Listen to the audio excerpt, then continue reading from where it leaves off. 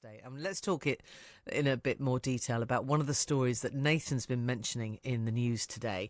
It's free school meals. Now, it's an issue we seem to keep coming back to at the moment. And as you've all probably heard us mention, 2 schools in York already provide a free meal a day to every child, with hope that that scheme will eventually include all primary schools in the city. Outside of that, though, eligible families have to enrol their child onto the scheme, which means that thousands of children are missing out on a free meal because the paperwork hasn't been done.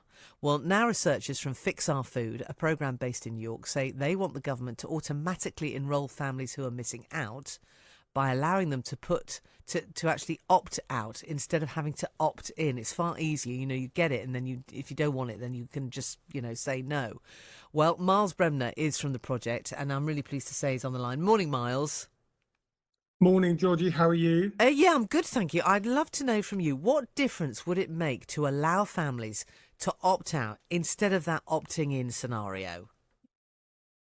Well, we've been delighted at the Fix Our Food project to have been able to work with so many forward-thinking councils and schools to really tackle the problem of the horrendous fact that at least 1 in 10 children who are entitled to free school meals, so that means they earn, their parents earn less than £7,400, but even so, 1 in 10 of those children are not able to be registered. And so our project worked with councils to really bash through the paperwork and just try and find a simple solution to just make sure that those children can get registered so that they can get a hot, nutritious, healthy meal every single day. And how important is it to get that hot, nutritious meal every day? Well, for our most vulnerable families, for some of them, a hot, healthy meal might be the only, good meal that they're able to get every day.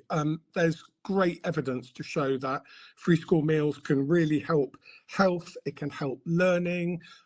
Children who are fed well, can learn well. It helps behaviour. It can improve attendance. And so it's a really important project that we've been able to work out, a way to get through the paperwork, get through the bureaucracy, because at the moment the current system is just too hard for councils, it's too hard for schools, and it can be really hard for the most vulnerable families where perhaps English isn't, the first language that they speak, or they've just got very, very busy lives. And so having to jump through hoops and loops of ridiculous administration is just not fair. How many children have this already benefited in North Yorkshire? Well, so across North Yorkshire, we know that there have been real pioneering councils like North Yorkshire Council, Wakefield Council, and Sheffield Council. In fact, the project, which was initiated by my amazing colleague, Professor Maria Bryant at the University of York, she studied a scheme at Sheffield Council where they have used this sort of opting out scheme for several years, and tens of thousands of extra children in Sheffield alone have been identified over the years. And importantly, the project not only ensures that the child is able to receive their hot meal, which can save families £500 a year, it also means the pupil can attract the school can attract additional funding in something called pupil premium. Right, and because that can be worth in prime. Sorry, I was going to wonder where the money was coming from, because with these extra mouths to feed, and we know that schools are strapped. So carry on. Sorry. So really importantly, so this is money that the Department for Education and government have already budgeted for. So government know how many children are entitled to free school meals, and so this isn't new additional money that that the government need to find, and it definitely isn't additional money that schools need to find. So for every single extra pupil that we have been able to register, the school receives pupil premium funding, and the school receives funding to pay for the free school meals as well. And how easy would this system be to implement, Miles? So at Fix Our Food, we are calling for a government to do the right thing, but also a simple thing. The Department for Work and Pensions holds all of the benefits data on every household in this country, and the Department for Education holds all the schools data. They're two big data sets, two big databases. They need to be brought together, and then an automatic registration can be found. The administration bringing two laptops together, maybe, there may be IT issues, but we need to do the right thing.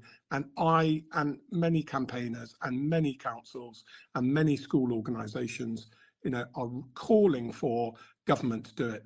There is a child wellbeing bill being introduced into Parliament over the next few months, and it's a straightforward thing to government to announce, that they're going to be introducing their national auto-enrolement scheme. Miles, thank you so much for your time this morning. Really good to have you on the show. Thank you very much. It's been a pleasure. Thank you. Miles Bremner there from the project, the FixOurFood project. Really interesting. I love that saying he said, "Fed well, children who are fed well, learn well." And it is so true, doesn't it? The Department of Education has encouraged all eligible families who are not automatically enrolled to register. And the government says it's looking at long-term solutions to child poverty, but it's not committed to rolling out the scheme nationwide. And a spokesman said that one of the first priorities was providing free breakfast clubs in primary schools, which is expected to roll out to the first 750 schools in April 2025. And all children in England get a free school meal up to year 2. You're listening to Georgie at Breakfast on BBC Radio York.